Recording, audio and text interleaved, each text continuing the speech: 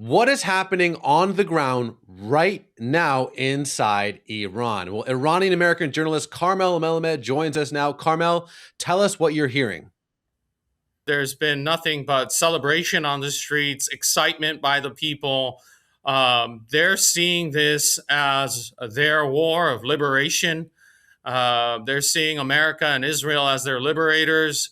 Uh, they're thanking the president, they're thanking Prime Minister Netanyahu for helping to get rid of and vanquish their oppressors. So there's a tremendous amount of appreciation for America, for Israel, for the administration.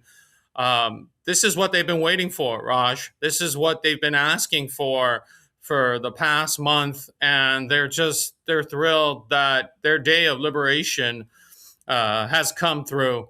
At the same time, there's a lot of nefarious activities going on by the regime and their officials. My contacts in Iran, particularly in Tehran, have been telling me that the regime has taken a lot of their prisoners, the political prisoners, and moved them into the buildings for the ministries of intelligence. It's kind of similar to Hamas after or during the Gaza war, where they took civilians and they used them as human shields. And it looks like the Ayatollah regime is doing the same thing with political prisoners. They're placing them within the intelligence ministry offices and buildings. So if the US or Israel strikes those buildings, those individuals will get killed, and then the regime can use them as propaganda pawns and say, look, the Americans and the Israelis have killed our innocent civilians. So that's a great point of concern by a lot of Iranians there. At the same time, we've seen a lot of videos from different individuals inside Iran showing the IRGC members fleeing into Afghanistan. They're actually leaving Iran. They are worried about their safety. So there's a lot of defections. It looks like there's some defections from within the ranks of the Revolutionary Guard Corps into Afghanistan. There have been reports that there were bombings in the bazaar in Tehran, and the regime is claiming through their propaganda outlets that that's Israel, that's America, but we all know that's bogus. Those were probably bombings that were placed by the regime in those areas. America and Israel have no reason to place bombs or bomb a bazaar, basically stores that sell goods and groceries. So I believe that if that was the case, that's because the regime is trying to, again, go with that Hamas propaganda effort and try to put the blame on America, put the blame on Israel, and say, they're killing our innocents. Look at these innocents. But it's staged, and it's probably carried out by the regime.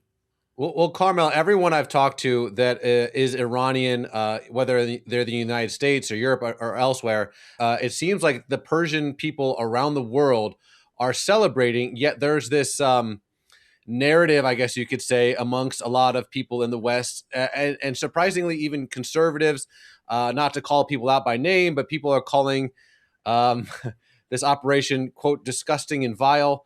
Or no, maybe it was evil, I think was the wording. And so how would the Persian people, the Iranian people, respond to this criticism coming from the West?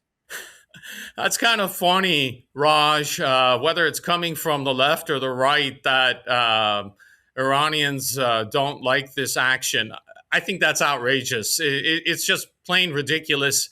You can see it from all the protests supporting the strikes on the regime from Iranian-Americans, Iranians in Europe, Iranians in Australia, Iranians in Canada. They're out in the streets over the past weekend thanking America, waving American flags, waving Israeli flags, thanking President Trump for liberating them, for basically annihilating their oppressors.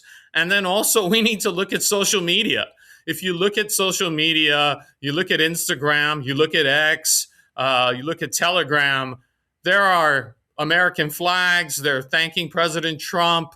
There are videos that they've uploaded of dancing in the streets in different cities in Tehran. So that narrative that, the people don't like it, the people are worried, it's bogus. It's just bogus.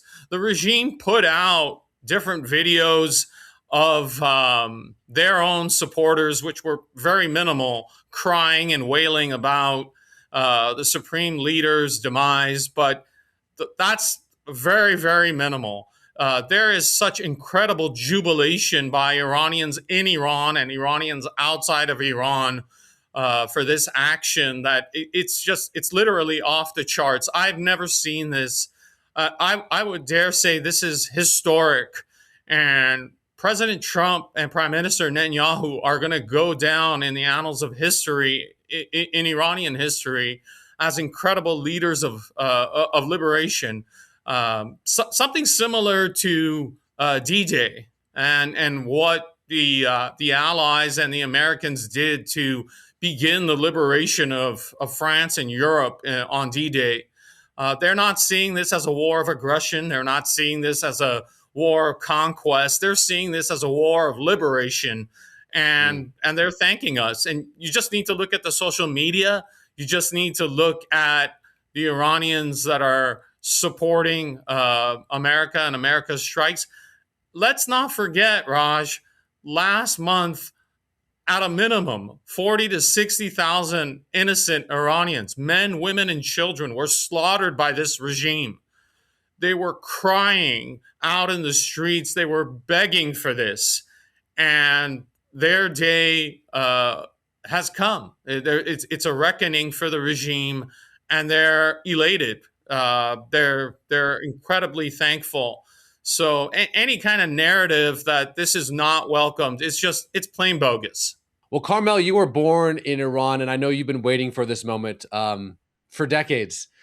So thank you again for always bringing to light what's happening in the country, on the ground, with real people, the real news, none of this bots and narratives that are being pushed around by different governments. You've always brought us the truth, and I appreciate that, Karmel. Obviously, there are a lot of things happening in real time, so we'll have to have you back on soon. But as for now, my friend, God bless. Thank you, Raj. I'm always trying to be a voice for my compatriots inside Iran, and let's look forward to great news coming from there.